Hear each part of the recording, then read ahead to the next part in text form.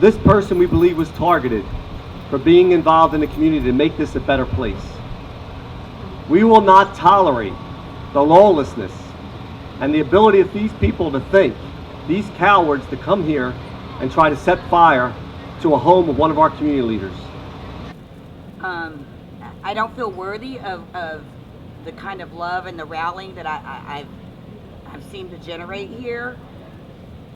I've always believed, people have invested in me, right? Like, I'm not so great of a person. I'm messy, in a lot of ways. Sometimes I choose violence, right? Because people mess with me and they push you there.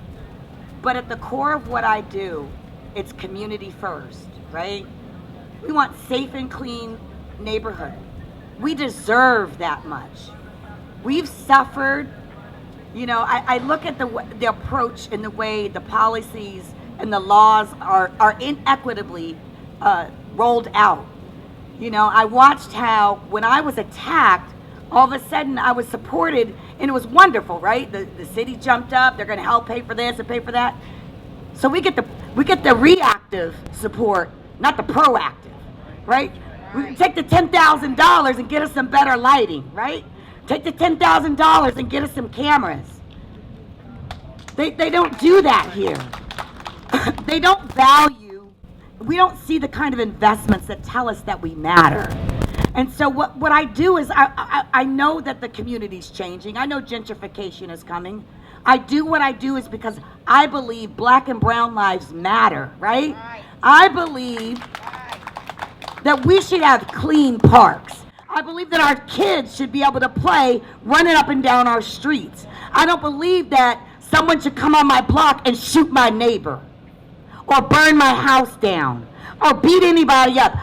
I do what I do because I care about the people in my community. Black, white, brown, it doesn't matter to me. If you're a bad actor, we're going to ask you to leave. That's it. That's all. I don't think it's a lot to ask. I think it's a reasonable request. But yet we are always tasked to be understanding, right? Understand the plight of the addict. Understand the plight of the homeless. While we clean up their feces, their urine, their needles. Our kids are walking through this. Not on our block, they're not. We've had it. And then you're going to go so far to in a terroristic act. And my son was in my house. My son.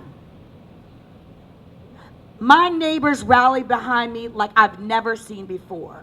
The outpouring love and support, not just from my block, but from around the greater Kensington, Harrogate, especially community. We're not going nowhere.